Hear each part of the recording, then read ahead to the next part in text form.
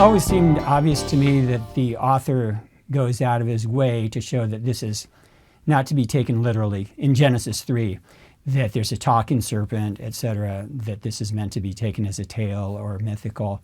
But you say they're not only archetypal, but they're also historical. So could you explain that? Sure. Archetype refers to the way that they represent all of humanity. Someone can be a literary archetype and yet be an actual real person. We could talk about Abraham as the archetype of people of faith, and yet he's still a real person. When I say archetype, I'm referring to a literary interest, not the question of historical reality. So someone can be an archetype, that is the literary interest of the author, and yet still be a real person in a real past. And I don't see any reason not to count Adam that way. They include him in genealogies. That's not a definitive statement, but it's one that leans in the direction of bringing him into the historical realm.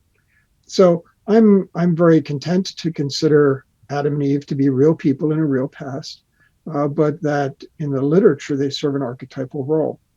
The reason why some people don't want to think of Adam and Eve as real people in a real past is because that they often assume that if they do that, then you've got a whole scientific, biological, genetic problem to deal with. When I say that they are real people in a real past, that doesn't mean that I necessarily think that they are the first and only ones of the species.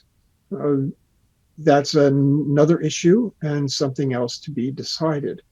So in that sense, if in that sense there's no scientific problem, then I don't see that a lot is lost to consider them real people in a real past. The question of whether we use the term mythological depends a lot on how you define the word mythological. And that has been an ongoing problem. It's very difficult for scholars to say, I know all of you readers out there think of mythology as XYZ, and I'm going to tell you that's wrong, and you should think of mythology as ABC. And people might say, well, okay, I see what you're doing, but then 5 pages later, they're still thinking of mythology as XYZ, and it becomes very difficult to talk about it in those terms. So that's a semantics problem, really, and a matter of definition. All right. So as far as what's described in Genesis 3, though, would you say that's historical?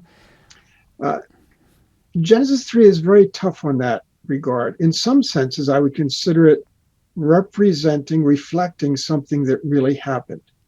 The question of what really happened is a